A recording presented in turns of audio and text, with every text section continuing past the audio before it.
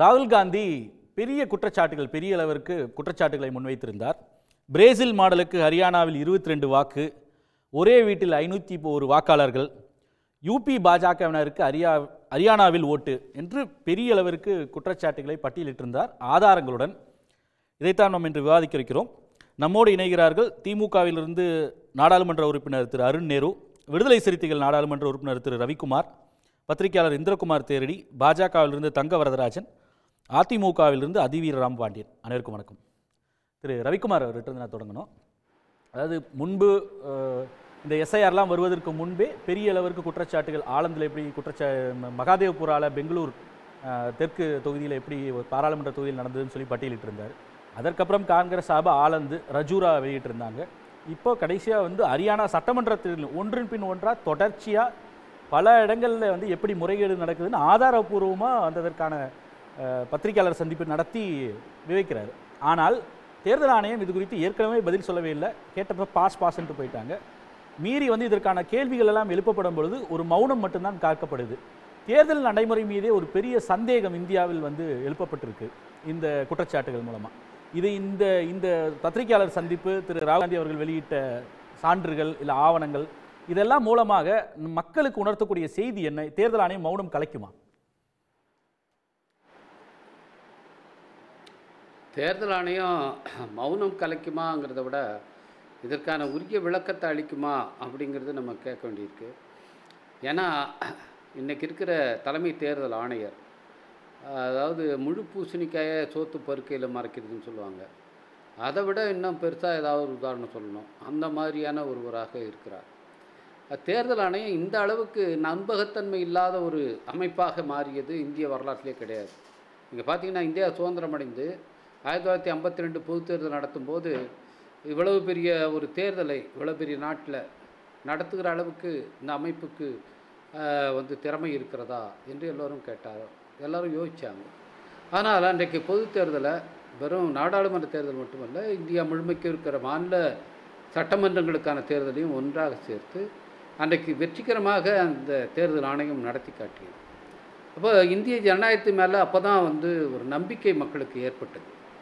அப்படியான ஒரு நம்பிக்கை பெற்ற ஒரு நம்பகத்தன்மையை பெற்ற தேர்தல் ஆணையம் இன்றைக்கி அத்தனை நம்பகத்தன்மையை இழந்து நிற்கிறது. அதுக்கு காரணம் இன்றைக்கி இருக்கிற தலைமை தேர்தல் ஆணையர். ஏன்னா இவரை திட்டமிட்ட முறையில் பாஜக கொண்டு வந்தது. ஏற்கனவே தேர்தல் ஆணையத்தை எப்படி தேர்தல் ஆணையர்கள் நியமிக்கப்படணும்னு உச்சநீதிமன்றம் ஒரு வழிகாட்டுதலை கொடுத்தார்கள். அது உச்சநீதிமன்ற தலைமை நீதிபதி, அதுபோல் பிரதமர், அது மாதிரி எப்படியானவர்களை அதில் மெம்பராக போடணும் அப்படிங்கிறத அவங்க சொன்னாங்க. ஆனால் இன்றைக்கி என்ன பண்ணியிருக்காங்க, அந்த தலைமை நீதிபதி எடுத்துட்டு இவங்க ஒரு அவசர சட்டத்தை கொண்டு வந்து அதுக்கப்புறம் அந்த சட்டத்தையே, அதுவும் யாருமே எதிர்கட்சி உறுப்பினர்களே இல்லாத நேரத்தில் எந்த விவாதமும் இல்லாமல் அந்த சட்டம் நிறைவேற்றப்பட்டது. அந்த சட்டத்தை எதிர்த்து இப்போ எல்லாருமே வழக்கு தொடுத்துருக்கோம். விடுதலை சிறுத்தைகள் கட்சி கூட உச்சநீதிமன்றத்தில் வழக்கு தொடுத்துருக்கோம். அது கிடப்பிலே இருக்கிறது. இப்போது இந்த தேர்தல் ஆணையர், இப்பொழுது நியமிக்கப்பட்டிருக்கிற தேர்தல் ஆணையர் இன்றைக்கு சட்டபூர்வமாக நியமிக்கப்பட்டிருக்கான்னு சொல்ல முடியாது. ஏன்னா அந்த சட்டம் இன்றைக்கு கேள்வி கொடுக்கப்பட்டிருக்கிறது. உச்சநீதிமன்றத்தில் அதுக்கு எதிராக வழக்கு தொடுக்கப்பட்டிருக்கிறது. இப்படியான ஒரு நிலையில் இந்த தேர்தல் ஆணையரை அவங்க நியமிச்சிருக்காங்க. அது மட்டும் இல்லை, அந்த சட்டத்தில் ஒன்று என்ன கொடுத்துருக்காங்கன்னா, அந்த இம்யூனிட்டி. ஒரு தேர்தல் ஆணையர் என்ன செஞ்சாலும் எந்த மாநிலத்தில் எந்த கோர்ட்டுலேயும் அவரை நீங்கள் அவருக்கு எதிராக வழக்கு தொடுக்க முடியாது. இந்த இம்யூனிட்டி யாருக்குமே கிடையாது.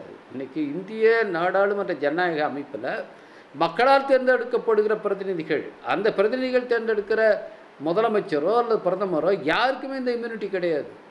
ஆனால் இன்றைக்கு தேர்தல் ஆணையருக்கு அப்படியான ஒரு இம்யூனிட்டியை கொடுத்து ஏன் பாஜக ஒரு சட்டத்தை இயற்றி இருக்கிறது, அதன் மூலமாக இவர்களை நியமித்திருக்கிறது அப்படின்னு பார்த்தா அதுக்கான விடை தான் இந்த தேர்தல் முடிவுகள். அது மகாராஷ்டிராவாக இருந்தாலும் சரி, கர்நாடகாவாக இருந்தாலும் சரி, ஹரியானாவாக இருந்தாலும் சரி, இந்த தேர்தல் முடிவுகள் மக்கள் அளித்த தீர்ப்பு அல்ல. இது திருடப்பட்டவை என்பதை இன்றைக்கி ஆதாரபூர்வமாக திரு ராகுல் காந்தி நிரூபித்து வருகிறார். அப்படி பார்த்தோம்னா 2024 நாடாளுமன்ற தேர்தலுமே அதனுடைய முடிவுமே இந்த குற்றச்சாட்டுக்கு உள்ளாகும் என்பதை நாம் புரிந்து கொள்ளலாம். எனவே நாடாளுமன்ற தேர்தலிலேயுமே ஏன் பிரதமர் மோடி போட்டியிட்ட அந்த தொகுதியிலே அவர் பின்னடைவாகத்தான் இருந்தார். திடீர்னு கடைசியில் தான் வந்து அவர் கூடுதல் வாக்குகள் பெற்று வெற்றி பெற்றார்னு சொல்லப்பட்டது. அங்கேயே என்ன மாதிரியான முறைகேடுகள் நடந்திருக்கு அப்படிங்கிறத இன்றைக்கி நிச்சயமாக திரு ராகுல் காந்தி அதையும் அம்பலப்படுத்துவார் என்று நான் நம்புகிறேன். எனவே இப்படி வந்து தேர்தல் முறை என்பது இன்றைக்கு ஒட்டுமொத்தமாக சீரழிக்கப்பட்டிருக்கிறது. தேர்தல் ஆணையம் அனைத்து நம்பகத்தன்மையும் இழந்து நிற்கிறது. இந்த நேரத்தில் தான் இந்த சிறப்பு தீவிர வாக்காளர் பட்டியல் திருத்தம் எஸ்ஐஆர் என்கிற பெயரில் இன்றைக்கு பீகாரில் மிகப்பெரிய குழப்பத்தை பண்ணியிருக்காங்க. 81 லட்சம் பேர் வாக்குகளை பதிவு செய்ய முடியல அங்கே பீகார் மாநிலத்தில். அது மட்டுமல்ல, அங்கே இறுதி வாக்காளர் பட்டியலை ஆய்வு செய்த திரு யோகேந்திர யாதவ் அவங்க டீம் வந்து தெளிவாக சொல்லியிருக்காங்க எத்தனை லட்சம் போலி வாக்காளர்கள் அதில் இருக்கிறார்கள். ஒரே வாக்காளர் எத்தனை 2 இடத்துல எப்படி உள்ள பதிவு செய்திருக்காங்க. இன்றைக்கி திரு ராகுல் காந்தி அவர்கள் ஹரியானாவை பற்றி சொல்கிற அத்தனையும் இன்றைக்கி பீகாரை பற்றி ஆதாரபூர்வமாக ஏற்கனவே அம்பலப்படுத்தி இருக்கிறார்கள். அதுபோல் ரிப்போர்ட்டர்ஸ் கலெக்டிவ் அவர்கள் அதை ஆதாரபூர்வமாக வெளியிட்டிருக்கிறார்கள். ஆனாலும் கூட இன்றைக்கு பீகாரில் நாளைக்கு வாக்குப்பதிவு ஆரம்பிக்கிறது. எனவே தேர்தல் ஆணையத்தின் உடந்தையாக தேர்தல் ஆணையத்தை உடந்தையாக வைத்துக்கொண்டு இன்றைக்கு பாஜக வாக்கு திருட்டில் ஈடுபடுகிறது என்பது அப்பட்டமாக வெளிப்பட்டு இருக்கிறது. இதுக்கு மேலே மக்கள் முதல் சுற்று கருத்தா எப்படி தேர்தல் முறையை நம்புவார்கள்? இது உங்கள் முதல் சுற்று கருத்தாக இருக்கிறேன். திரு தங்க வரதராஜன், அதாவது ஆட்சியே திருடுகிறார்கள் அப்படின்ற ஒரு வார்த்தையை வந்து சொல்லியிருக்காரு. அதே போல் மக்கள் வந்து இவர்களுக்கு வந்து இந்த தவறெல்லாம் செய்யணும் அப்படின்றதுக்காகத்தான் தேர்தல் ஆணையத்துக்கு ஒரு இம்யூனிட்டி கொடுத்து முன்பே சட்டங்களை கொண்டு வந்து தேர்தல் ஆணையருக்கு ஒரு இம்யூனிட்டி, குடியரசுத் தலைவருக்கு மட்டுமே இருக்கக்கூடிய இம்யூனிட்டி கூட பிரதமருக்கு இல்லை, முதலமைச்சர்களுக்கு இல்லை, ஆனால் ஒரு தேர்தல் ஆணையருக்கு கொடுக்கப்பட்டிருக்கு. இதெல்லாம் இந்த பித்தலாட்டங்கள்லாம் செய்வதற்காக திட்டமிட்டு மோடி அரசு செய்யப்பட்டிருக்கு. பாராளுமன்ற தேர்தலும் முறைகேடாக பெற்ற வெற்றி தான், ஹரியானா தேர்தலும் தான். ஹரியானாவில் தேர்தலுக்கு அப்புறம் கண்டுபிடிச்சிருக்காங்க. இங்கே பீகாரில் தேர்தல் நடப்பதற்கு முன்பே இதுக்கான பித்தலாட்டங்கள்லாம் நடந்திருக்கு, அதுக்கான வாய்ப்பு இருக்குன்னு எல்லாம் அம்பலப்படுத்தியிருக்காங்கன்னு குற்றச்சாட்டுகளை வைக்கிறாங்க. இதற்கு தேர்தல் ஆணையம் முழுக்க உடந்தை பாஜகவோட துணையோடு செய்கிறாருன்னு சொல்கிறாங்க. வணக்கம் திரு கார்த்திகேயன். அதாவதுங்க, நாங்கள் வந்து பார்த்தீங்கன்னா இன்னைக்கு மக்களுடைய அபிப்பிராயங்களை, மக்களுடைய இதயங்களில் நரேந்திர மோடி பாஜக நாங்கள் ஊடுருவிட்டோம். அதாவது அதனால் மக்கள் எங்களை தொடர்ந்து தேசிய அளவில் இருக்கலாம் பல்வேறு பெரும்பாலான மாநிலங்களில் எங்களை அங்கீகரிச்சுட்டு வந்துட்டு இருக்காங்க. இன்றைக்கி பாருங்கள், காங்கிரஸ் கட்சிக்கு ஒன்று சொல்ல முடியுது. காங்கிரஸ் கட்சிக்கு வந்து பார்த்தீங்கன்னா ஆட்சி அதிகாரம் இல்லை என்று சொன்னால், அதாவது காங்கிரஸ் கட்சிக்கு ஆட்சி அதிகாரம் என்பது ஆக்சிஜன் போல. அவர்களுக்கு இன்றைக்கு எதை தின்னால் பித்தம் தெரியும், எதை தின்னால் ஜெயிக்க முடியும்னு பார்க்குறாங்க, ஜெயிக்க முடியல. காரணம் மக்களுடைய செல்வாக்கை இழந்து இன்றைக்கி ராகுல் காந்தியுடைய இந்த பேச்சு என்பது நிச்சயமாக வந்து ஒரு ஆக்கப்பூர்வமான எதிர்க்கட்சி தலைவரான பேச்சல்ல. அவர் ஃபெடப்பாக இருக்கிறார், மிகப்பெரிய ஒரு மன அழுத்தத்தில் இருக்கிறதான் அதை காட்டுறதுங்க. நீங்க வந்து வரதராஜன், ஊடுருவல் மக்கள் மனதில் ஊடுருவி இருக்காரு அப்படின்னு சொல்றீங்க. குற்றச்சாட்டே தேர்தல் ஆணையத்துக்குள்ள பாஜக ஊடுருவி இருக்கின்றது தான். அது மட்டும் இல்ல, எவிடன்ஸோட வந்து அம்பலப்படுத்துறாரு. எத்தனை வாக்குகள் நீக்கப்பட்டது. பிரேசில் இருக்கக்கூடிய ஒரு மாடல் புகைப்படத்தை போட்டு 22 வாக்குகளை செலுத்தியிருக்காங்க ஹரியானாவில். ஒரே புகைப்படத்தில் 200 பேருக்கு ஓட்டு. 2 விஷயம் சார். இதெல்லாம் வந்து பப்ளிக் டாக்குமெண்ட் எலக்டோரல் ரோல்ல இருக்குது. அதை எடுத்து ஆய்வு பண்ணி வந்து வெளியிட்டு இருக்காங்க. இதுல என்ன வந்து விரக்தியில பேசுறாங்கன்னு இருக்கு, அப்பட்டமா அம்பலமா இருக்கு இல்லையா?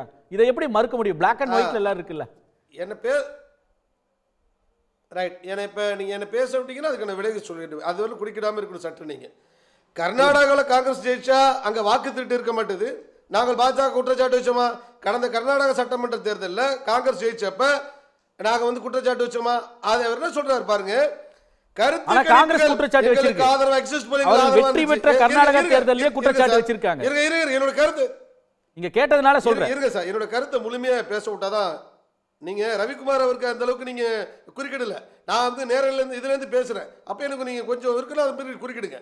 நான் என்ன கேக்குறேன், சொன்னதுல வந்து ஒரு திருத்தம். அதுக்காகத்தான் காங்கிரஸ் வெற்றி பெற்ற கர்நாடக தேர்தலில் முறைகேடு நடந்ததுன்னு அங்க இருக்கக்கூடிய ஆலந்த் தொகுதியில அங்க இருக்கக்கூடிய பாட்டீல் வந்து பிஆர் பாட்டீல் தான் குற்றச்சாட்டை வச்சாரு. அதுதான் இன்னைக்கு அம்பலப்படுத்தினாங்க. அவங்க வெற்றி பெற்ற தேர்தலில் நடந்த முறைகேடு, அந்த தொகுதியில காங்கிரஸ் வெற்றி பெற்ற தொகுதியில தான் அந்த முறைகேடு நடந்ததா அவங்க குற்றச்சாட்டு வச்சாங்க. இங்கே பாருங்க, தெலுங்கானாவில் வெற்றி பெற்றா, கர்நாடகாவில் வெற்றி பெற்றா, ஹிமாச்சலில் காங்கிரஸ் வெற்றி பெற்றால் இந்த குற்றச்சாட்டை பாஜக வைத்ததா? கிடையாது. ஜனநாயக மக்கள் தீர்ப்பை ஏற்றுக்கொள்ளணும். ஒரு ஒரு மதிப்புமிக்க ஆணையம் அவர்களை மதித்தாக வேண்டும். இது வந்து இருப்பது மிகப்பெரிய ஒரு தேர்தலான அமைப்பு. இது இந்த நாட்டுடைய சட்டத்துக்கு அது நம்முடைய கான்ஸ்டிடியூஷன் அமைப்பதாக பார்க்கணும். இன்னொரு சொல்றாரு பாருங்க, ஹரியானாவில் முதல்ல வந்து சார் 2 விஷயம். அதாவது வந்துங்க வாக்கு தபால் ஓட்டு வந்து கூடுதலாக இருந்துச்சு, மற்ற ஓட்டுலாம் கம்மியாக இருக்குது. ஏதாவது ஒரு ஏங்க இப்போ நான் 2010 திமுகவுக்கு வந்துங்க தபால் ஓட்டு அதிகமாக இருந்துச்சு, ஆட்சி அமைச்சது அதிமுக. 2016 பார்த்தீங்கன்னா தபால் ஓட்டு வந்து திமுகவுக்கு தான். 2016 ஆட்சி அமைச்சது அதிமுக. இது மாதிரிலாம் ஒரு பொருந்தாத குற்றச்சாட்டு சொல்லக்கூடாது. இன்னைக்கு பாருங்க, இன்னைக்கு ஹரியானாவுடைய இன்னைக்கு வந்து என்ன விஷயம் சுருக்கமாக சொல்லிடுறேன். அவர் வந்து இன்னைக்கு வந்து பீகாரில் தோக்க போறதுக்கான காரணத்தை இப்ப தேடி வச்சுக்கிறாங்க. அவ்வளவுதான், இதுதான், வேற ஒண்ணும் கிடையாது. இன்னைக்கு நான் விஷயம் சொல்லி இன்னைக்கு ஹரியானாவுடைய முதல் சுற்று கருத்தா எடுத்துக்கிறாங்க வந்து அவர் ட்விட்டர்ல வெளியிட்டிருக்காரு பாருங்க. இல்ல நான் முதல் சுற்று கருத்துல போதுமான கருத்து அடிப்படை கருத்தை சொல்ல விடல நீங்க. அதாவது திருப்பி உங்ககிட்ட வரேன். 2024 வந்து பாத்தீங்கன்னா திருப்பி உங்ககிட்ட வரேன். மித்த விருந்தினர்கள் 3 பேர் இருக்காங்க, அவங்க போய் கருத்துக்கு நான் வந்து ஆமா அதை போயிட்டு வந்துடுறேன். மித்தவங்க கிட்ட கருத்தையும் கேட்டு வர்றேன். திரு அருண் நேரு, அதாவது தோல்வி பயத்தில் வந்து இது போன்ற விரக்தியில பேசுகிறார் திரு ராகுல் காந்தி. இவர்கள் வெற்றி பெற்ற இடத்துல இமாச்சல் பிரதேசில் இந்த குற்றச்சாட்டை வைக்கல, தெலங்கானாவில் வெற்றி பெற்றப்போ இந்த குற்றச்சாட்டை வைக்கல அப்படின்ற ஒரு கருத்தை சொல்லியிருந்தார். கர்நாடகாவில் குற்றச்சாட்டை வைச்சாங்க வெற்றி பெற்றிருந்தாலும், ஆனால் இது ஒரு பீகார் தோல்வியை முன்பே தெரிந்ததனால் இந்த குற்றச்சாட்டுகளை இப்பவே வைக்கிறாங்க அப்படின்ற ஒரு குற்றச்சாட்டை சொல்றாரு இல்லையா? நான் கொஞ்சம் வணக்கம் சார், அனைவருக்கும் வணக்கம். நான் கொஞ்சம் பின்னாடி போய்க்கிறேன் சார். 2023 சுப்ரீம் கோர்ட் வந்து ஒரு தீர்ப்பு கொடுத்துருக்காங்க. இந்த மாதிரி வந்து prime minister, chief justice of India, leader of opposition 3 பேரும் சேர்ந்து தான் வந்து ஒரு தேர்தல் ஆணையரை தேர்ந்தெடுக்கணும்னு சொல்கிறாங்க. தீர்ப்பு வந்த ஒரே வார காலத்தில் புது சட்டத்தை ஏற்கிறாங்க. இது என்ன ஏற்கிறாங்கன்னா, பிரைம் மினிஸ்டர் அவர் சூஸ் பண்ணுற ஏதோ ஒரு கேபினட் மினிஸ்டர் மற்றும் லீடர் ஆஃப் ஆப்போசிஷன், அதாவது சுப்ரீம் கோர்ட் சொன்ன தீர்ப்புல இருந்து ஏன் அவசரப்பட்டு அதை மாற்றணும் அப்படிங்கிற ஒரு எண்ணத்துக்கே நான் வரல. எஸ்ஐஆர்லாம் இப்போ வந்ததுங்க, அப்பையிலேருந்தே இவங்க அந்த வேலையை ஆரம்பிச்சிட்டாங்கிறத வந்து 2023 நீங்கள் சொல்லலாம்.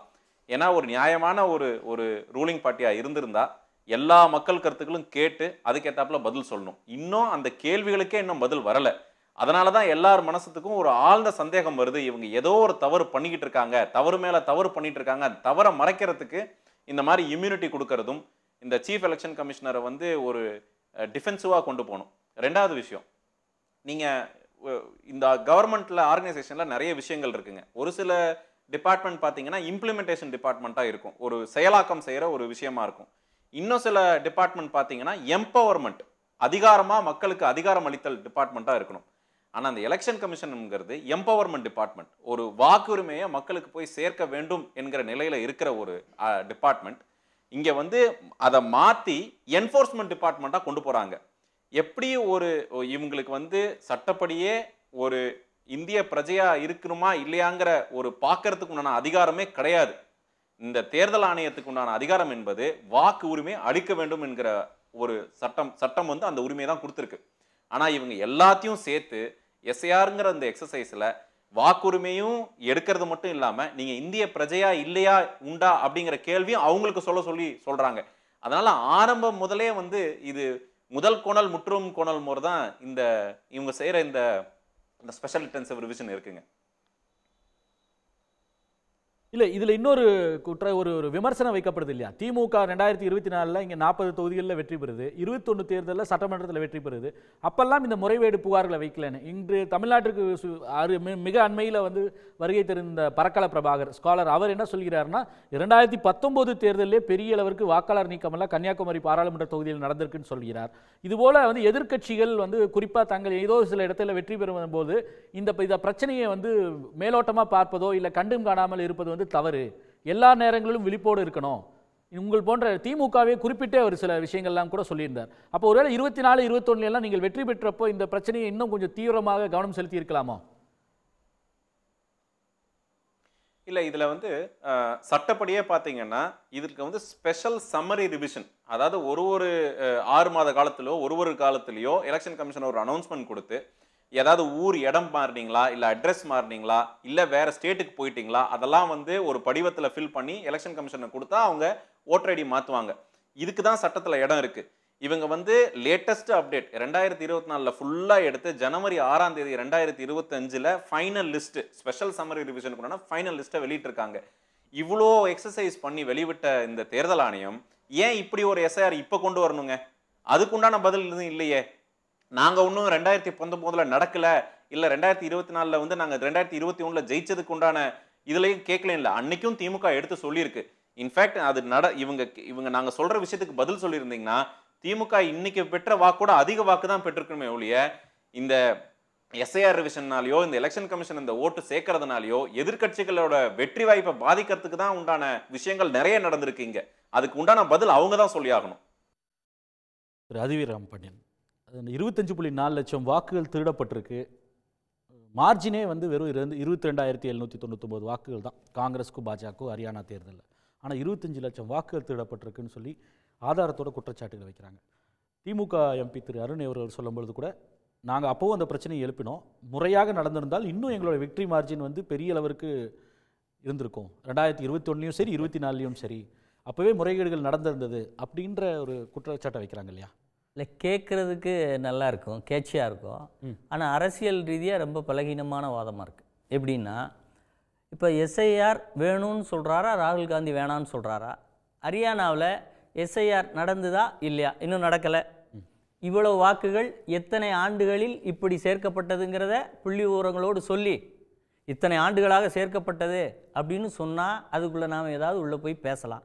இப்போ எஸ்ஐஆர் அங்கே தேவையாக இருக்குது சார். ஹரியானாவுக்கு தான் சார் இன்டென்சிவ் கேரில் இருக்குது. அவ்வளோ வாக்குகளையும் சரி பண்ணணுமா இல்லையா? அப்போ எஸ்ஐஆர் இருந்தால் தானே அவ்வளவையும் ரீஷெடியூல் பண்ணி 25 லட்சம் வாக்குகளை சரி பண்ணி கொண்டு வரணும்னா வேணுமா வேண்டாமா? சரியான கேள்விதான். ஆனா இது ஒரு ராகுல் காந்திக்கு சொன்னதுக்கு இல்ல ஒரே ஒரு கேள்வி.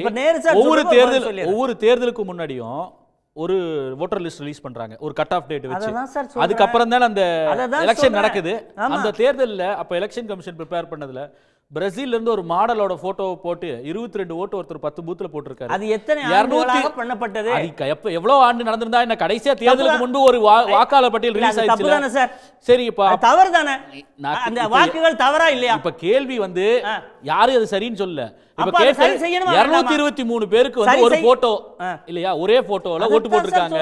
1,24,000 பேர் டூப்ளிகேஷன் அப்படின்னா இதெல்லாம் வந்து அந்த தேர்தல் ஆணையம் கடைசியா சரி செய்யாம எலெக்ஷன் நடந்துச்சு அப்படின்னா இது இவங்க எல்லாம் வந்து வெறும் வாக்காளர் இல்ல, இவங்க எல்லாம் வாக்கு செலுத்திருக்காங்க. அதான் சொல்ல வரேன் சார். இப்போ நீங்க வார்த்தைகளில் ஹரியானா பீகார் இப்படி எல்லாம் சொல்றதை விட்டுருங்க, தமிழ்நாட்டுக்கு வந்துருவோம். இப்போ நார்மலா ஒரு பூத்துல நாம என்ன பார்க்குறோம்? இப்போ தேர்தல் முகவர்கள் இப்போ தேர்தல் போதுன்னு சொல்லி எல்லா கட்சிகளும் தங்களுடைய பூத்தில் இருக்கக்கூடிய ஒவ்வொரு கட்சி சார்ந்த ஒரு கமிட்டி மாதிரியே போட்டு வச்சுருக்காங்க.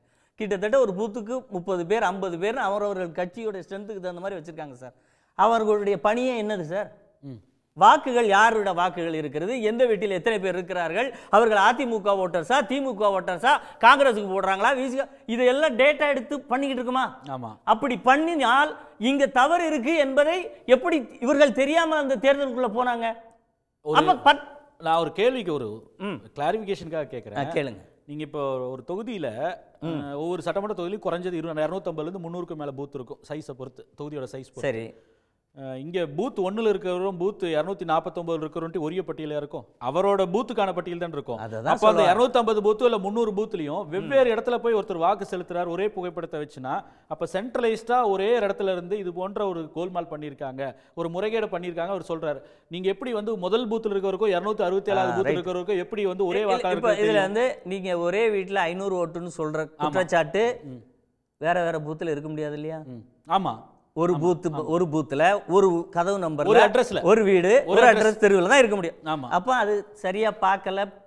இவங்க காங்கிரஸ் உடைய களப்பணி எப்படி இருக்குங்க? ஓவர் சைட் கவனிக்காம கூட இல்ல, அதான் ஒண்ணு ஓவர் சைட். தேர்தல் இந்த லட்சணத்துல அணுகி இருக்குன்னு நம்ம எடுத்துக்கலாம். ரெண்டாவது, இப்ப நீங்க சொன்ன மாதிரி மாடலுக்கு வருவோம். அந்த மாடல் பல்வேறு ஊர்களில் இருக்காங்கன்னு சொல்றாங்க. அந்த இப்படி ஒரு அட்ரஸ்ல ஒருத்தர் இல்லவே இல்லை என்பதையும் அந்த பூத்துல இருக்கிறவங்க எல்லாம் பாவம் ஓவர் சைட்ல எத்தனையோ பூத்தில் இருந்தவங்க விட்டுட்டாங்க. இப்போ இவங்க ஒரு தேர்தல் காலத்தில் ஒரு அரசியல் கட்சி வாக்காளர்கள் இருக்கிறார்களா இல்லையா, போலியானவர்கள் இருக்கிறார்களா இல்லையா என்கின்ற பணியை, அடிப்படை பணியை கூட செய்யாமல் இருந்துவிட்டு ராகுல் காந்தி இன்றைக்கு திடீரென்று விழித்துக் கொண்டு ஐயோ இப்படி போயிடுச்சு அப்படின்னு சொல்றது எப்படி இருக்குன்னா, இது அங்க மட்டும் இல்ல, ராகுல் காந்தியும் அதிமுகவும் இன்றைக்கு ஒரே நிலைப்பாடு. எங்க ஸ்டாண்ட அவர் இப்போ சொல்லியிருக்காரு. ஒரு கேள்வி மட்டும்தான், ராகுல் காந்தியோட காங்கிரஸ் கட்சி விழிப்போடு இல்ல, தேர்தல் பணியை ஒழுங்கா செய்யல, இந்த லிஸ்டையே ப்ரிப்பேர் பண்ண வேண்டிய தேர்தல் ஆணையம் என்ன பண்ணிட்டு இருந்தது? தேர்தல் ஆணையம் அவங்களுக்கு தான் இந்த முதல் ரெஸ்பான்சிபிலிட்டி இருக்கு. நீ தேர்தல் ஆணையத்திடம் ராகுல் காந்தி விடுங்க, அவருக்கு தேர்தல் வெற்றியை பத்தி கவலை இல்லாம பண்ணிட்டாரு. அதை விட்டுருவோம். ஞானேஷ்குமார் ஒருத்தர் இருக்காருல்ல, அவர் கீழ இருக்கக்கூடிய அங்க ஒரு சீஃப் சிஇஓ இருக்காருல்ல, சீஃப் எலக்டரல் ஆபீசர், அதை தான் ஒழுங்கா அவர் பார்க்கணும். அவர் வேலையை அவர் ஏன் செய்யல? இப்போ இந்த ஸ்டேட்மெண்ட்டை கரெக்டாக பிடிச்சு வச்சுக்கணும். இப்போ அப்படியே வச்சிருங்க. அந்த இடத்துக்கு அந்த ஞானேஷ்குமாருக்கு நம்ம வருவோம். அதுக்கு முன்னாடி இங்க ஒரு அதுதான் சார் மெதின் சொல்லிட்டு வந்துடுறேன். தேர்தல் ஆணையம் தான் நான் சொல்றேன் சார், தேர்தல் ஆணையம் எவ்வளவு முக்கியமானதுன்னு நான் சொல்ல வரேன். அப்போ அதே மாதிரி தமிழ்நாட்டில் டி நகர்ல வெறும் 135 வாக்குகளில் தோல்வியை தழுவிய சத்யா அவர்கள் சென்னை உயர்நீதிமன்றத்தில் ஒரு வழக்கு தொடர்ந்தார். என்ன வழக்கு தெரியுமா? அதிமுகவுக்கு ஆதரவாக வாக்களிக்கக்கூடிய 13,000 வாக்குகளை நீக்கி இருக்கிறார்கள். இந்த 13,000 வாக்குகள் அதிமுகவுக்கு விழும்னு பிஜேபிக்கு தெரியுமா? இல்ல தேர்தல் கமிஷனுக்கு தெரியுமா? யாரை வைத்து இந்த தேர்தல் பணி நடத்தப்படுகிறது? மாநில அரசு ஊழியர்கள் 13,000 ஓட்டுகள் அதிமுக ஓட்டுகளை நீக்கி இருக்கிறார்கள் என்று நாங்கள் உயர்நீதிமன்றத்தில் வழக்கு தொடுத்து அந்த வழக்கு நிலுவையில் இருக்கிறது. வழக்கு எப்ப தொடுத்தாரு? 2021 தேர்தல் முடிந்த பிறகு. 2021 கடைசி ஆட்சியில் யார் இருந்தா? 2021 நாங்க தான் இருந்தோம். அப்ப யாரு? உங்க ஆட்சி, அரசு தானே பண்ணுச்சு சார். அததான் சொல்ல வரேன். அப்போ இவ்வளவு எடப்பாடி பழனிசாமி அவர்கள் சத்யா ஜெயிக்க வேணாம்னு சொல்லிட்டு நீக்கிட்டாரு ஆட்களை வச்சு. இல்ல அது இல்ல, அதாவது அந்த தேர்தல் வாக்கு முன்னாடியே ஒவ்வொரு பூத்திலும் அரசு அதிகாரிகள், நான் என்று சொல்வது காரணம் என்னன்னா, இந்த திமுக ஆட்சியில் இருப்பதற்கு அரசு அதிகாரிகள் நாங்கள் அளித்த வாக்குகளும் எங்களுடைய உதவியும் தான் என்று அவர்கள் சொன்னார்கள். அதே அரசு அதிகாரிகள் குற்றச்சாட்டு வைக்கிறீங்க. நான் மட்டும் வைக்கல, ஆட்சியில் அன்னைக்கு இருந்தது நான் மட்டும் வைக்கல, அன்னைக்கு ஆட்சியில் அதிமுக முதலமைச்சரா இருந்தவர் எடப்பாடி பழனிசாமி. ஒரே ஒரு நிமிஷம் இருங்க. நீங்க இப்ப சொல்றீங்க இல்லையா, ஏன் இந்த குற்றச்சாட்டை வச்சீங்க, உங்க ஆட்சி தான் நடந்துச்சுன்னு. அந்த சத்திய பிரமாண வாக்குமூலத்துல அபிடவிட்ல திரு சத்யா அவர்கள் சொன்னது என்ன தெரியுமா? குறிப்பிட்டு அரசு அதிகாரிகள் தான் இதை செய்தார்கள் என்று பர்டிகுலரா உயர்நீதிமன்றத்தில் குற்றம் சாட்டியிருக்கோம். அதனால நீங்க ஆட்சியில் இருந்தீர்கள் அப்படி இல்ல, அங்க இருக்கக்கூடிய அதிகாரிகளை வைத்து திமுக தங்களுடைய ஆதரவாளர்களை வைத்து நீக்கி இருக்கிறது என்பதுதான் எங்களுடைய. இப்ப நீங்க சொல்ற விமர்சனம் ஏதோ திருப்பி வரும். அங்க ராகுல் காந்தி என்ன எலெக்ஷன் வகையெல்லாம் பார்க்காம என்ன பண்ணிட்டு இருந்தாரு, எடப்பாடி பழனிசாமி என்ன பண்ணிட்டு இருந்தாரு, ஒரு குறுக்கீடு திரு அருண் நேரு குறுக்கிட்டீங்க சார். நம்ம எலெக்ஷன் கமிஷனுங்கிற வேலையில வாக்காளருக்கு வாக்குரிமை கொடுக்க வேண்டியது. ஒருத்தர் 2 பேர் செய்யற தவறு இல்ல, ஏன் அந்த தவறு செய்தான்னு எங்களுக்கு முன்னாடி பேசின பெரியவர் சொன்னாங்க. ஆனா நம்ம எல்லாம் பண்ணிட்டு இருக்கோம், சாதாரண மக்களுக்கு உண்டான வாக்குரிமை இங்க பறிப்போகுதுங்கிற நிலைமையில இருக்கிற விவாதத்தில் தான் நம்ம இங்க இருக்கோம். ஒருத்தர் 2 பேர் செய்யற விஷயத்தினாலேயே மொத்தம் 98 பேரோ 2% தப்பு செய்யறாங்கன்னு, இப்ப தப்பு செய்யற ஆபீசர் தப்பு செய்யறாங்க, டூப்ளிகேட் ஓட்ஸ் வருது இல்ல வராம இருக்கிறது, ஸ்டாட்டிஸ்டிக்கல் ரீசன்ஸ் இருக்குன்னே வச்சுப்போம். ஆனா அந்த 98 பேரும் நியாயமா பெற வேண்டிய வாக்கும் இங்க பறிக்க வேண்டிய ஒரு நிலைமை இன்னைக்கு இருக்கு. அந்த நிலைமை நியாயமற்றது, தவறு என்றுங்கிறது தான் இங்க சொல்றோம். இவங்க ஜெயிச்சாங்க, இவங்க தோத்தாங்க, இதனால இருக்குங்கிறது எஸ்எஸ்ஆர் ஸ்பெஷல் ரிவிஷன், வருஷம் வருஷம் நடக்கிற ரிவிஷன்ல நடந்த எலெக்ஷன்ல தான் அதிமுகவும் சரி, திமுகவும் சரி, பாஜகவும் சரி, காங்கிரஸும் இதுக்கு முன்னாடி இருந்திருக்கு. ஆனா அந்த தவறுகள் எல்லாம் திருத்துங்கள் என்று சொல்ல போனா மொத்த ஷீட்டே அழிச்சிட்டு நான் சொல்ற ஆளுங்களுக்கு தான் வாக்குரிமை இருக்குன்னு சொல்றது உலகத்துல ஆப்பிரிக்கால கூட எங்கேயுமே கிடையாதுங்க சார். இந்த மாதிரி ஒரு கடுமையான சட்டம் இன்னைய டேட்ல எலக்டோரல் ரோல்ஸ்ல எஸ்ஐஆர் அனௌன்ஸ் பண்ண டேட்ல இருந்து ஒருத்தருக்கும் வாக்குரிமை கிடையாது. 6 கோடி வாக்காளர்களும் கிடையாது. இன்னைக்கு 6 கோடி வாக்காளர்களும் நான் 2002ல இருந்தேன், இந்த ஃபார்ம்ல இருக்கு, சைன் பண்ணி கொடுத்தாங்க அப்படின்னா மட்டும்தான் வாக்குரிமை கிடைக்கும். அதுவும் எப்ப? 1 மாசம் கழிச்சு அவங்க எல்லாம் வெரிஃபை பண்ணிட்டு வந்தா சரி. வெரிஃபிகேஷன்லயே தவறு நடக்குதுன்னு வச்சுப்போம். தவறு நடந்தா திருப்பி போய் திருத்துறதுக்குண்டான விண்ணப்பம் கொடுக்கணும் இல்லையா? மொத்தமுமே அந்த ஆபீசருமே எலெக்ஷன் கமிஷனும் டிசைட் பண்றதுதான் அந்த இது. அதனால இருக்கிற உரிமையே பறிப்போகுதுங்கிற நிலைமையில இருக்கும் போது 2 இல்ல 1% செய்யற தவற வச்சு இந்த எக்ஸசைஸை நியாயப்படுத்துறதுல அர்த்தமே இல்லைங்கிறது தான் என்னோட வாதம். திரு அருணர், இதுல இன்னொரு கேள்வியும் எழுது. அதாவது தொடர்ந்து குற்றச்சாட்டுகள் கடந்த ஒரு ஆண்டுக்குள்ள பல முறை வைக்கப்பட்டது. ஆளுந்து ரஜூரான ஏற்கனவே பட்டியலிட்டோம், எல்லோருக்கும் தெரிந்தது தான். இத்தனை முறைகேடுகளை பட்டியலிட்டோம், திரு ரவிக்குமார் அவர்கள் குறிப்பிட்டது போல தேர்தல் ஆணையம் வந்து நடவடிக்கை எடுக்கணும்.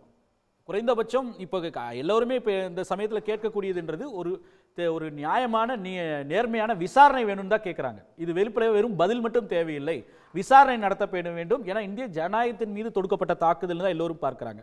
ஆனால் தொடர்ந்து இந்த தேர்தல் ஆணையம் ஒன்று மௌனம் காக்குது, இல்லைன்னா பாஸ் அப்படின்னு கொஸ்டினை தவிர்த்துட்டு போகுது, இல்லை அண்ணா அதிகபட்சம் வந்து அது போன்ற நடக்கவே இல்லை, இல்லைன்னா வந்து ராகுல் காந்தி அஃபிடவிட்டில் ஸ்வான் அஃபிடவிட்டில் சொல்லட்டும் அப்படின்ற முறையில் வந்து இந்த விஷயத்தை வந்து எப்படியாவது வந்து கடந்து போகிற முயற்சிக்கிறது இல்லையா? அப்போ இதற்கு தீர்வு என்ன? நீங்கள் எதிர்க்கட்சியாக இருக்கக்கூடியவர்கள் இந்தியா கூட்டணியிலே எல்லோரு கட்சியிலும் இந்த பிரச்சனையை வந்து உங்கள் கட்சித் தலைவர் முதலமைச்சர் ஸ்டாலின் அவர்கள் பீகாருக்கே போயிட்டு வந்தார் ஓட்சோரி யாத்திராக்கு.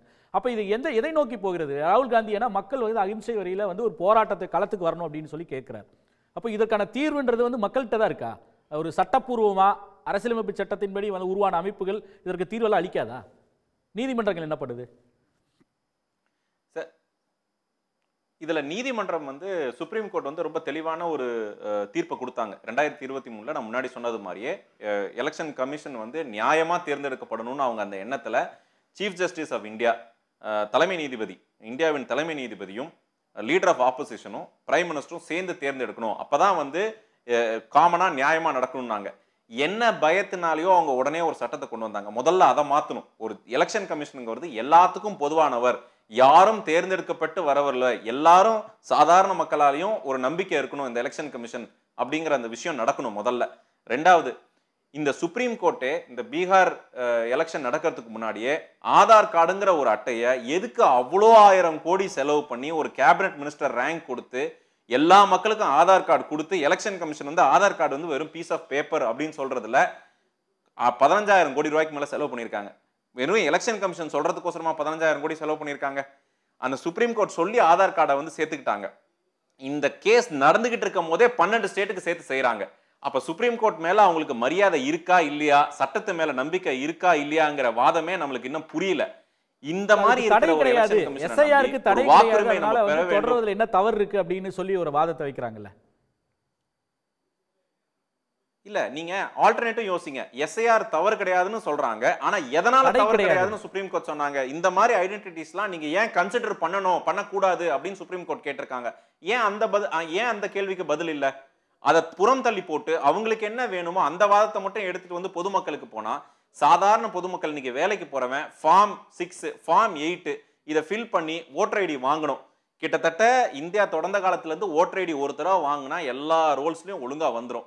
ஏன் திருப்பி ஃபர்ஸ்ட்ல இருந்து ஆரம்பிக்கணும்? இத்தனை வருஷமா ஓட்டு போட்டு, ஏன் பாஜக ஓட்டு போட்ட ஆளுங்களும் சரி, நமக்கு ஓட்டு போட்ட ஆளுங்களுக்கும் சேர்த்துதான் திமுக சொல்லுது, நியாயமா பெற வேண்டிய வாக்குரிமையை பறிக்காதீங்கிறது தான் இங்க வாதமா இருக்கு. இவங்களுக்கு ஓட்டு போட்டதுனால கொடுக்காதீங்க அப்படின்னு திமுக சொன்னா, நீங்க கேட்கிற கேள்வி, நம்ம பெரியவர்கள், எனக்கு முன்னாடி பேசின பெரியவர்கள் கேட்கிற கேள்வி நியாயம். எல்லாத்துக்கும் சேர்ந்து தானே திமுக போராடுது. நியாயமான கேள்வி வைக்கிறதுல என்ன தவறு இருக்கு? இந்திரகுமார், ரொம்ப நேரம் காக்க வச்சுட்டேன், உங்களுடைய கருத்து. இந்த மொத்தம் 2 விவகாரங்கள் ஒன்னோட ஒன்று கிளப் ஆகிறத பார்க்க முடியுது. ஒன்று, ராகுல் காந்தி கடந்த நாடாளுமன்ற தேர்தலில் நடைபெற்ற வாக்காளர் பட்டியல் தயாரிப்பில் நடைபெற்ற மோசடிகள் குறித்து அம்பலப்படுத்தியது ஒன்று.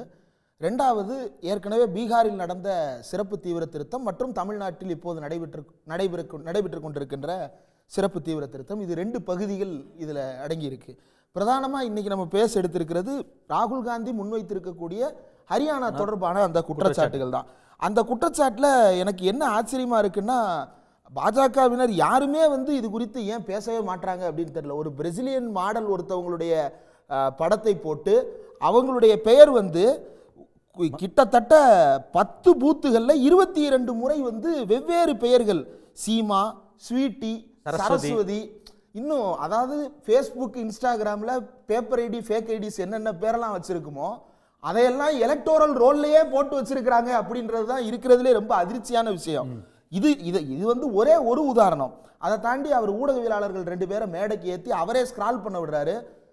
பார்க்குற அவ்வளவு பேருக்கும் பத்திக்கிட்டு எரியுது, என்னடா நடக்குது இங்க அப்படின்னு. ஏன்னா பூரா ஒரே படமா இருக்கு, ஒரே 43 பேருக்கு ஒரே படத்தோட படம் போடப்பட்டிருக்கிறது. அப்ப இதை எக்ஸ்போஸ் பண்ணி இருக்கிறாரு. சரி, பூத் லெவல் ஏஜென்ட் தப்பு பண்ணிட்டாரு, பூத் லெவல் ஆபீசர் தப்பு பண்ணிட்டாரு, இஆர்ஓன்னு ஒருத்தர் இருக்கிறாருல, அவரை கூப்பிட்டு கேளுங்க. அந்த இஆர்ஓவுக்கு கீழே தானே எல்லா பிஎல்ஓவும் வேலை பார்த்தாங்க. அந்த இஆர்ஓவை என்கொயரிக்கு உட்படுத்துங்க. அதற்கு பிறகு ஸ்பெஷல் சம்மரி ரிவிஷன் தேவையா, ஸ்பெஷல் இன்டென்சிவ் ரிவிஷன் தேவையான்றதை அதற்கு பிறகு முடிவு பண்ணுங்க. இவங்க என்ன சொல்றாங்க பாஜக மீண்டும் மீண்டும் 2002 நடைபெற்றது, 2005 நடைபெற்றதுன்னு சொல்றாங்க. 2005 நடைபெற்ற அந்த சிறப்பு தீவிர திருத்தத்திற்கு முன்பாக October 19, 2004 election commission of India revision of electoral rolls in Tamil Nadu with 1/1/2005 qualifying date அப்படின்னு போட்டு வெளியிட்டு இருக்கக்கூடிய பிரஸ் நோட்டு. அந்த பிரஸ் நோட்ல ஓப்பனிங்லேயே என்ன குறிப்பிட்டிருக்கிறாங்க அப்படின்னா, இதற்கு முன்பு 2002 நடைபெற்ற இன்டென்சிவ் ஸ்பெஷல் ரிவிஷன், அதாவது 2002 நடந்த எஸ்ஐஆர், அந்த எஸ்ஐஆர்ல எங்க பேரெல்லாம் விடுபட்டு போச்சு, எங்க பேரெல்லாம் காணாம அடிச்சிட்டாங்க, உயிரோடு இருக்கிறவனை செத்துட்டேன்னு போட்டாங்க, வீட்டிலே இருக்கிறவனை காணாம போயிட்டேன்னு போட்டாங்க, எங்க பேர்கள்லாம் காணாம போச்சுன்னு தி ஹிந்து பிரதானமாக, அது தவிர பிற ஊடகங்கள்லையும் வந்த முக்கியமான குற்றச்சாட்டுகளை எடுத்து தொகுத்து P J Thomas, Tamil Nadu chief election officer இல்ல, கேரளாவை சேர்ந்த சீஃப் எலெக்ஷன் ஆஃபீஸரை தமிழ்நாட்டுக்கு விசாரணை அதிகாரியாக நியமித்து எல்லா இடங்களுக்கும் போங்க, போய் என்னென்ன முறைகேடு நடைபெற்றிருக்குன்றதை தொகுத்து எடுங்கன்னு சொல்றாங்க. அவர் தொகுத்து எடுத்த போது என்ன தெரிய வந்தது என்றால், பிஎல்ஓ என்று ஒருத்தரை நியமிச்சு இவங்க ஆள் எடுக்கிறாங்க இல்லையா, அவர் தான் பல பிரச்சனைகளுக்கு காரணமா இருந்திருக்கிறாரு. காரணம் என்னன்னா, அவருக்கு பல வேலைகள் இருக்கிற காரணத்தால் இந்த வேலையை சரியா செய்ய முடியல, இது சிஸ்டமிக்கா இல்ல, அதை தாண்டி இண்டிவிஜுவலிஸ்டிக்காவே இதுல பிரச்சனை இருக்குன்றாரு. ஏன் பிஎல்ஓட்ட அந்த பிரச்சனை வருதுன்னா, எங்க ஊர் தாசில்தாரா எங்க ஊர் பிஎல்ஓ, அவர் தாசில்தார் வேலையை பார்ப்பாரா பிஎல்ஓ வேலையை பார்ப்பாரா? அவர் தாசில்தார் வேலையும் பார்க்கணும், பிஎல்ஓ வேலையும் பார்க்கணும், அவர் எந்த வேலையை தான் உருப்படியா பார்ப்பாரு? அப்ப இது ஸ்பெஷல் இன்டென்சிவ் ரிவிஷன் அப்படின்னு சொல்லுவது சப்பை கட்டு. 2002 நடந்த எஸ்ஐஆர் முறைகேடுன்றதுனால தான் 2005 மீண்டும் ஒரு எஸ்ஐஆர் நடத்தப்பட்டது. அதற்கு பிறகு அது ஐஆர், இது எஸ்ஐஆர் இல்ல ஸ்பெஷல் இன்டென்சிவ் ரிவிஷன் தான், அதுவும் இன்டென்சிவ் ரிவிஷன் தான். இல்ல அவர் முடிச்சிட்டோம், ரிவிஷன் தனியா முடிச்சிட்டோம். எப்படி இருக்குன்னா, ஸ்பெஷல் இன்டென்சிவ் முடிச்சிட்டுங்க. அது எப்படி இருக்குன்னா, அண்ணா மாநிலத்துக்கு சுயாட்சி கேட்கல, மாநிலத்துக்கு உரிமை தான் கேட்டாரு அப்படின்னு 1974 அதிமுகவிற்கு கட்சி தாவி இருந்த சீனிவாசன் அப்படின்ற உறுப்பினர் அண்ணா மாநிலத்துக்கு சுயாட்சியே கேட்கலன்னு சொன்ன கட்சி எஸ்ஐஆரும் ஐஎஸ்ஆரும் வேற வேறன்னு சொல்றதுல எனக்கு எந்த ஆச்சரியமும் கிடையாது. இது வார்த்தையிலே தெரியும், சப்ஜெக்ட் வரும், என்னது உருட்டா வார்த்தை இல்ல, இது ஒண்ணு இல்லைங்க, சப்ஜெக்ட் பேசும்போதும் குறிக்கிடல. அப்படி பிஜே தாமஸ் கொடுத்த ரிப்போர்ட்டின் அடிப்படையில தான் 2005 எல்லா தொகுதியும் எடுக்கல, 201 தொகுதிகளுக்கு ஏற்கனவே எடுக்கப்பட்டிருக்கக்கூடிய ரிவிஷனை வச்சுக்கிட்டு ஸ்பெஷல் சம்மரி ரிவிஷன் நடக்கும். மீதி இருக்கக்கூடிய கண்டறியப்பட்ட இடங்களுக்கு மட்டும் இன்டென்சிவ் ஸ்பெஷல் ரிவிஷன் அல்லது ஸ்பெஷல் இன்டென்சிவ் ரிவிஷன் என்பது நடக்கும். இது தேர்தல் ஆணையம் ரொம்ப தெளிவாக வரையறுத்து 2005 நடத்தியது. இப்படி ப்ரிப்பேர் பண்ற டிராஃப்ட் எலக்ட்ரல் ரோல அன்னைக்கு வசதிகள் கம்மியா இருந்த காரணத்தினால போஸ்ட் ஆபீஸ்ல போய் ஒட்டி எல்லாரும் பாருங்கன்னு, இன்னைக்கு தேர்தல் ஆணையம் ஹரியானாவில் அவங்களுடைய டிராஃப்ட் எலக்ட்ரல் ரோலையோ அல்லது ஃபைனல் எலக்ட்ரல் ரோலையோ போஸ்ட் ஆபீஸ்ல போய் ஒட்டுனா அதை கிராஸ் பண்ணிட்டு போற சின்ன பையன் முதற்கொண்டு காரி துப்பும் அந்த எலக்ட்ரல் ரோலை பார்த்து. அதனாலதான் வெளிப்படையா அறிவிக்க மாட்டாங்க. இன்னைக்கு ஹரியானாவினுடைய CEO.ஹரியானா வெப்சைட்டுக்கு போய் பாருங்க, எல்லாத்தையும் மூடி வச்சிருக்காங்க, எந்த ஃபார்மையும் டவுன்லோட் பண்ண முடியல. ஏன் கேட்போம். திரு தங்கவரராஜன் குறுக்கிட்டீங்க. அவர் எழுப்பக்கூடிய முக்கிய கேள்வி, இப்போ இருக்கக்கூடிய எலக்டோரல் லிஸ்ட்டே ரிலீஸ் பண்ணுறது இல்லை, ஏன் இன்னைக்கு தமிழ்நாடு நம்ம எஸ்ஐஆர் ஆரம்பிச்சிருச்சு, அந்த லிஸ்ட்டு இல்லை, அவைலபிளாக இல்லை, அது எதுவுமே இன்வாலிடுன்னு இந்த நிகழ்ச்சியில் வந்தப்போ ஜோதிமணி கூட அதே பிரச்சனை எழுப்பியிருந்தாங்க. திரு ரவிக்குமார் கூட கேட்டார் இல்லையா, ஒரு ப்ராப்பர் இதில் ஒரு வெளிப்படை தன்மை இல்லைன்றதான அடிப்படையான குற்றச்சாட்டாக இருக்கு. பேச விட்டா வெளிப்படையாக பேசலாம், பேச விடலாம் இப்படி வெளிப்படையாக பேச முடியும். நீங்கள் நேருக்கு நிறைய நேரம் கொடுக்குறீங்க, அவர் கொடுக்குறீங்க, என்ன பேச விடுங்க. ஒரு விஷயம் நீங்கள் முதல்ல சப்ஜெக்ட் இவர் சொன்னார், நம்முடைய நேரவர்கள் இல்லை மரியாதை, நான் பாயிண்ட்டுக்கு வரேன், சப்ஜெக்ட்டுக்கு வரேன். திரு நேரவர்கள் சொன்னார், பீகாரை பொறுத்தளவு பார்த்தீங்கன்னு சொன்னால், சார் எஸ்ஐஆர் அங்கே வேண்டான்னு சொல்லியிருக்கு, எஸ்ஐஆர் வேணும்னு உச்சநீதிமன்றம் சொல்லியிருக்குது. அது மாத்திரம் இல்லை, அவர் என்ன சொன்னார், ஆதார் அட்டை சார் வசிப்பிடம் 13 ஆவணங்கள் ஏற்றுக்கலாம்னு சொல்லியிருக்கு. அதே சமயத்தில் அது மட்டுமே குடியுரிமை ஆவணம் கிடையாதுங்கிறது சொல்லியிருக்கிறது நேரத்தில் பதிவு பண்ண விரும்பல. ஒன்று 1,24,000 ஃபேக் போட்டோஸ், இதுக்கு என்ன பதில் அதை சொல்லுங்க. 1,25,000 பேர் ஃபேக் போட்டோ போட்டுருக்காங்கல்ல, இதுக்கு என்ன பதில்? கேப்போம் சார். இப்படிப்பட்ட தேர்தல் ஆணையம் எஸ்ஐஆர் முன்னாடி நிக்கணும், அதை நம்பணுமா? எங்க தலையில இழிச்சவாயன்னு எழுதி ஒட்டி இருக்குதா? இருங்க, வரப்போறங்க. 1,24,000 பேர் ஒரே போட்டோல. மரியாதை பேசணும், உங்க கேள்விக்கு வரப்போற. சொல்லுங்க சப்ஜெக்ட் வாங்க. நீ பெரிய அறிவாளி மேதாவி பேர் பேசக்கூடாது, நீ பெரிய மேதாவி கிடையாது. வார உங்க கேள்வி பதில் வர போறேன். உங்கள ஒருமையில பேசுறேன், வார்த்தைகள் கவனம். தங்க வரலாறு வார்த்தையில உங்கள ஒருமையில பேசுறேன் வரதராஜன். நான் உங்களோட உரிமையில பேசுறேன். சப்ஜெக்ட் வாங்க வரதராஜன். வாருங்க. இல்லங்க என்ன பேச விட்டதெல்லாம் பேச முடியும். அதே போல 65 லட்சம் வாக்காளர்கள் வந்து நான் இந்த விஷயத்தை முடிச்சுட்டா இவரோட விஷயத்தை முடிச்சதுக்கு வரேன். 65 லட்சம் வாக்காளர்கள் வந்து அங்க நீங்க எஸ்ஏஆர் வரதுக்கு முன்னாடி 1008 குற்றச்சாட்டு சொன்னீங்கல்ல. இப்போ ஏதாவது ஒரு அப்படின்னா ஒன்றும் கிடையாது உங்கள்கிட்ட. இப்போ அவர் சொன்னார் ஹரியானா விஷயத்துக்கு வரேன். ஹரியானா விஷயத்தில் சிஓட ட்விட்டரில் அவர் என்ன சொல்லியிருக்காருன்னு பாருங்க. பாருங்க என்ன வெளிப்பட்டுதா சிஓ கொடுத்துருக்க ட்விட்டர்லேருந்து தான் நானே எடுத்தேன் இந்த விஷயத்தை. நல்லா பாருங்க சிஓ என்ன கொடுத்துருக்காங்க பாருங்க. 2/8/2024 கிட்டத்தட்ட 20,639 பூத்து. அதில் 2/8/2000 வரைபட்டியல் எப்போ வெளியிட்டு இருக்கோம், 27/8 எப்போ வந்து இந்த இறுதி வாக்காளர் பட்டியல் வெளியிட்டிருக்காங்க. 16/9/2024 இந்த பட்டியல் வெளியிட்ட வாக்காளர் அங்கீகரிக்கப்பட்ட கட்சிகள் கொடுத்துட்டாங்க. நான் என்ன கேட்குறேன், இப்போ 21,000 பூத்துல உங்க ஏஜென்ட் காங்கிரஸ் பூத் ஏஜென்ட் என்ன பண்ணுச்சு நான் கேட்கிறேன். ஒண்ணு ஒரே கேள்விதான். காங்கிரஸ் செய்யலைங்க, எந்த கட்சியிலுமே செய்யல. அத முறையா செய்ய வேண்டிய பொறுப்பு வந்து தேர்தல் ஆணையத்துக்கு தானே இருக்கு. அவர் கேக்குறாருல, தேர்தல் ஆணையத்துக்கிட்ட சாஃப்ட்வேர் இருக்கு, டூப்ளிகேஷனை ரிமூவ் பண்றது ஒரு நொடியில வந்து சாஃப்ட்வேர்ல பண்ண முடியும், எதனால பண்ணல அப்படின்னு கேக்குறாங்க இல்லையா ராகுல் காந்தி. அதுக்கு என்ன பதில் இருக்கு தேர்தல் ஆணையத்துக்கு? நாங்க வந்து எஸ்ஏஆர் இதான் வேணும்னு சொல்லி கேட்கிறோம். இன்னொன்னு இவர் சொன்னார் இல்லையா ஈஆர் மீது என்ன நடவடிக்கைன்னு. ஒரு the number of appeals against the EROs filed with the DMs nil. Number of second appeals second order of the DM is filed with the CO nil. அப்ப எங்கேயுமே ஒண்ணு கிடையாது. அதே போல வந்து நீங்க கவுண்டிங் ஏஜென்ட் நீங்க இருக்கிற லிஸ்ட் ரிலீஸ் பண்ணிருக்கீங்க, நீங்க இல்ல இல்லன்னு திருப்பி சொல்லிருக்கீங்க. இப்ப பட்டியல் எடுத்து தானே காமிக்கறாங்க, பொது பப்ளிக் டாக்குமெண்டா தானே இருக்கு. அது எடுத்து காமிச்சது இல்லன்னு எப்படி சொல்றீங்க? இல்லங்க அதான் சார். ஆமா இருங்க. நான் வந்து அவர் கொடுத்ததுதாங்க நானும் சொல்றேன். 10,100 பேர் கவுண்டிங் ஏஜென்ட் போனீங்கல்ல, நீங்க ரிட்டர்ன் ஆபீசர்ட்ட 5 புகார் தான கொடுத்துறீங்க. ஒண்ணுமே இல்லையே. அன்னைக்கெல்லாம் கேள்வி வந்து அவங்க தான் செய்யலன்னா தேர்தல் ஆணையத்துக்கு இந்த பொறுப்பே கிடையாதா? யாராவது வந்து குற்றச்சாட்டு கொடுத்தாதான் பார்க்கணுமா? சாஃப்ட்வேரை பயன்படுத்தி ஏன் டூப்ளிகேஷன் நீக்கலன்னு கேக்குறாங்க. அதுக்கு என்ன சார் பதில் இருக்கு தேர்தல் ஆணையத்துக்கிட்ட? சார் அப்படியே சார் நான் என்ன கேக்குறது கார்த்திகேயன், அப்படியே அவர் எங்களுக்கு வாக்களிச்சா நாங்க எப்படி சொல்ல முடியும்? எங்களுக்கு வாக்களிச்சா எப்படி நாங்க சொல்ல முடியும்? எங்களுக்கு தான் வாக்களிச்சாங்க சொல்ல முடியுமா? நீங்க பாத்தீங்களா எங்களுக்கு வாக்களிச்சாங்க கமிஷனர்ன்றவர் நேஷனல் சொல்லிட்டு பேசு. காங்கிரஸ் கட்சி அப்படியே இருங்க. அப்படியே காங்கிரஸ் கட்சி அவர் இருக்குமா? ராகுல் காந்தி வைக்கிற குற்றச்சாட்டில் நாளைக்கு தேர்தல் கமிஷன் ஒரு விளக்க சொல்லிதாக வேண்டும், விளக்க கொடுப்பாங்க. அது ஒரு விஷயம். நான் என்ன கேட்கிறேன், இன்னைக்கு ஹரியானா விட்டுட்டாங்க, நாளைக்கு தேர்தல் கமிஷனுக்கு விளக்க கொடுக்க, அது ஒரு விஷயம். அதே சமயத்தில் நான் சொல்றேன், அப்படியே முறைகேடு அப்படி இப்படி நடந்தா கூட இந்த ஓட்டுல காங்கிரஸ் கட்சி தான் போயிருக்கும் அப்படின்னு பாஜக குற்றச்சாட்டுது. இன்னும் அதிக ஓட்டுல வெற்றி பெற்று பாஜக குற்றச்சாட்டுது.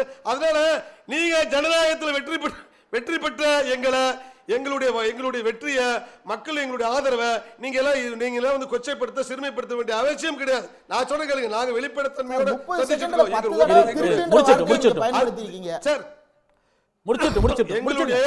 வெளிப்படையா வாங்க சார். SAR ஆதரிங்க sir.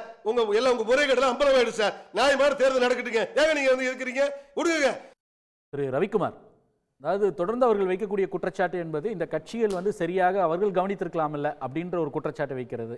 தேர்தலுக்கு முன்பே நீங்கள் அப்பவே காங்கிரஸ் கண்டறிஞ்சிருக்கலாம்ல, திமுக பார்த்துருக்கலாம்லன்னு வைக்கக்கூடிய குற்றச்சாட்டு ஒன்று. இன்னொன்று, நாங்கள் வெற்றி பெற்று விட்டோம், அதை வந்து ஏதாவது ஒரு காரணம் சொல்லி வந்து திசை திருப்புவதற்காக இந்த மாதிரி குற்றச்சாட்டை வைக்கிறாங்க, தேர்தல் தோல்வி வந்துவிடும் இந்த மாதிரி குற்றச்சாட்டை வைக்கிறாங்க அப்படின்னு சொல்ற இன்னொரு விஷயம் இருக்கு. ரெண்டாவது, பாஜக சார்பில் இதுபோல தேர்தல் ஆணையத்திற்கு தொடர்ந்து வந்து ஆதரவாக அவர் சரியாக தான் நடக்கிறது அப்படின்னு எஸ்ஐஆராக இருந்தாலும் சரி, வாக்காளர் நீக்கம் சேர்த்தல் இது எதாக இருந்தாலும் சரி சொல்வது, இதையும் எப்படி புரிந்து கொள்வது? எல்லாரும் சேர்ந்து இந்த பதில் சொல்லுங்க.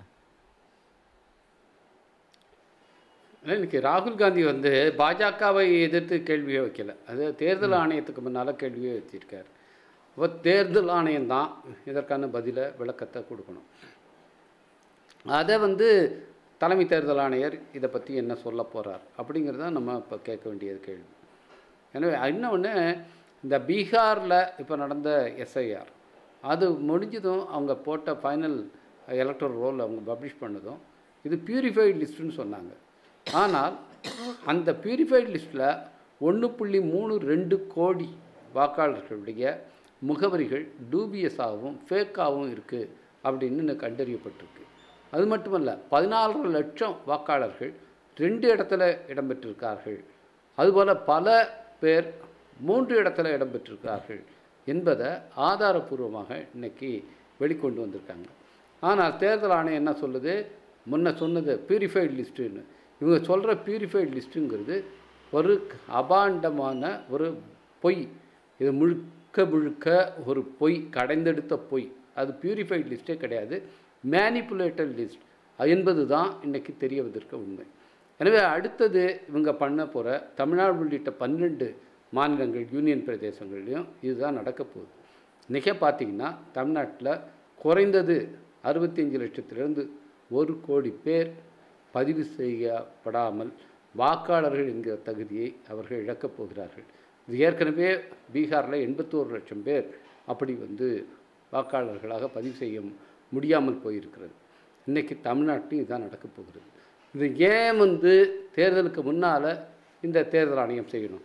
இந்த ஸ்பெஷல் இன்டென்சிவ் ரிவிஷனையே இவ்வளவு 1 மாத இடைவெளியில் எதுக்கு செய்யணும்?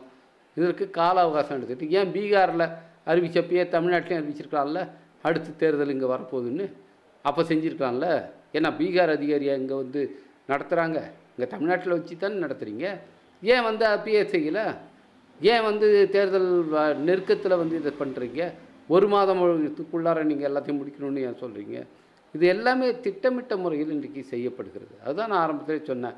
இந்த இம்யூனிட்டி என்பது கொடுக்கப்பட்டதே தேர்தல் ஆணையம் மனம் போன போக்கில் பாஜகவுக்கு எப்படியெல்லாம் உதவ முடியுமோ அப்படியெல்லாம் உதவ வேண்டும் என்பதற்காகத்தான். இதை இன்றைக்கி ஏன் நீதிமன்றத்தில் வழக்கு இருக்குது.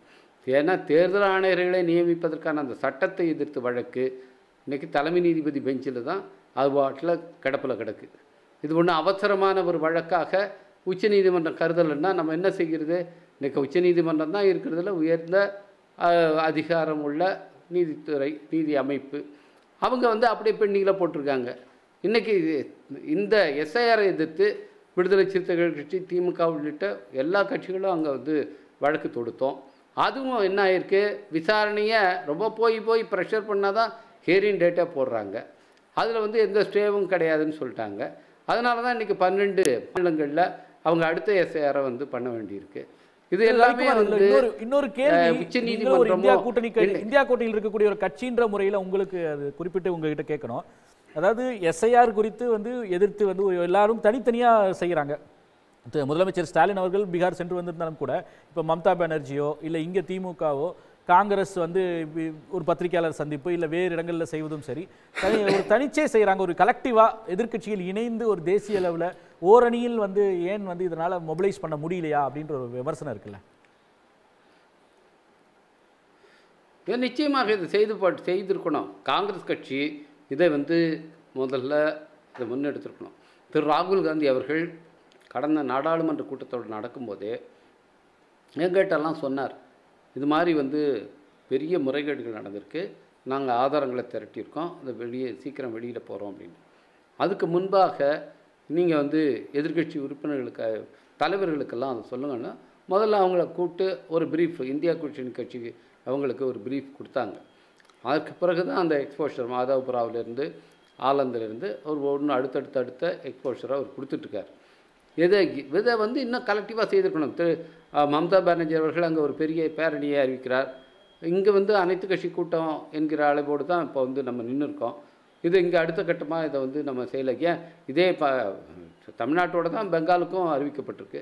இங்கேயும் ஒரு மக்கள் இயக்கமாக முன்னெடுக்க வேண்டும் என்பது தான் அன்றைக்கி அனைத்து கட்சி கூட்டத்தில் இடதுசாரி கட்சிகளும் விடுதலை சிறுத்தைகள் கட்சி எல்லாருமே நாங்கள் முன் வச்ச கருத்து. நிச்சயமாக முதலமைச்சர் அதை பரிசீலிப்பார் அப்படின்னு தான் நாங்கள் கருதுகிறோம். இன்றைக்கி வழக்கு ஏற்கனவே தொடுக்கப்பட்டு அதுவே இருக்குது. எனவே இது ஒரு மக்கள் இயக்கமாக மாற்றப்பட வேண்டும். நாங்கள் விடுதலை சிறுத்தைகள் கட்சி சார்பாக என்ன சொன்னோன்னா, இது மாதிரியான ஜனநாயக மீட்பு பணிகளை மற்ற இந்திரா கூட்டணியிலேயே ஒரு தலைமை பாத்திரத்தை வைக்கிறது நம்முடைய முதலமைச்சர் அவர் தான். எனவே நீங்கள் தான் இந்த பொறுப்பை எடுத்துக்கிட்டு நீங்கள் இந்தியாவுக்கு வழிகாட்டக்கூடிய அளவில் இதை ஒரு மக்கள் இயக்கமாக மாற்ற வேண்டும் என்கின்ற கோரிக்கையை விடுதலை சிறுத்தைகள் கட்சி சார்பில் வைத்தோம். எனவே அந்த கோரிக்கையை தான் நாங்கள் இப்போவும் வலியுறுத்துகிறோம். இது ஒரு மக்கள் இயக்கமாக மாற வேண்டும். வெறும் நீதிமன்றத்தில் போய் வழக்கு தொடுக்கிறோம், நீதிமன்றத்தில் கிடப்பில் போட்டுடுறாங்க. இது மக்கள் இயக்கமாக மாற்றப்பட வேண்டும். அதுதான் இதுக்கான தீர்வு. நன்றி திரு ரவிக்குமார். திரு அதிவீரம் பாண்டியன், அதாவது 27 லட்சம் வாக்களிக்க தகுதியான வாக்காளர்கள், ஆனால் பதிவு செய்யப்படாதவர்கள் 27 லட்சம் இருந்தது, 81 லட்சமாக எப்படி பீகாரில் உயர்ந்தது எஸ்ஐஆருக்கு அப்புறம் அப்படின்னு சொன்னார். அதே போல் பீகாரோட சேர்த்து தமிழ்நாட்டுக்கு அப்போ அனௌன்ஸ் பண்ணியிருக்கலாமே, இங்கே காலம் கூடுதலாக கிடைச்சிருக்கும். இதை இன்னும் கொஞ்சம் துல்லியமாக செய்வதற்கான, நீங்கள் அதை ஆதரிக்கிறதுனால இன்னும் துல்லியமாக செய்வதற்கான வாய்ப்பு இருக்குது அப்படின்றதான அவர் மேற்கோள் காட்டுறாரு. இல்லை சார், கால அவகாசம் என்பது நீங்கள் காட்டுற இந்த எக்ஸ்ட்ரா ஒரு பெரிய பிம்பமாக இதை காமிக்கிறீங்க. ஒரு பூத்துக்கு 1000 1200 வாக்குகளுக்குள்ளே தான். அதனால் அதை செய்வதற்கு மிகப்பெரிய கால அவகாசம் என்று இப்போது கொடுத்திருப்பதே பெரிய கால அவகாசம் அப்படிங்கிறது என்னுடைய கருத்து. இன்னொன்று, ஒரு நண்பர் பேசும்போது உங்கள் கட்சியிலேருந்து சீனிவாசன் வந்தார், சேர வரும்போது அண்ணாவை பற்றி அப்படி சொல்லிட்டார். இன்றைக்கி சனாதானம்ங்கிறீங்கல்ல, RSS ஒரு சமுதாய இயக்கம்னு திமுக கட்சியோட தலைவர் கருணாநிதி சொல்லி சப்ஜெக்ட் அது இல்ல. இல்ல எஸ்ஐஆர் குள்ள வருவோம். அந்த சப்ஜெக்ட் இன்னைக்கு அந்த சப்ஜெக்ட் அது இல்ல. அடுத்து இல்ல ஐஎஸ்ஆர் ரிவிஷனா ரிஜிஸ்ட்ரேஷனானே நமக்கு தெரியல. வார்த்தை தலைவர் இல்ல தங்கவரது அவர் சொல்லும்போது கண்டிக்கல சார். ஒரு நிமிஷம் இருங்க, நான் சொல்லிடுறேன். நான் யார்கிட்ட இருக்கு இது ரிவிஷன் கிடையாது, இது ரிவிஷன் ரெஜிஸ்ட்ரேஷன் தங்கவரதராஜன் தங்கவரதராஜன் உங்க கருத்து சுருக்கமா ஆதாரடுங்க ப்ரூஃப் காட்டுங்க. தங்கவரதராஜன் சுருக்கமா இந்திரகுமார்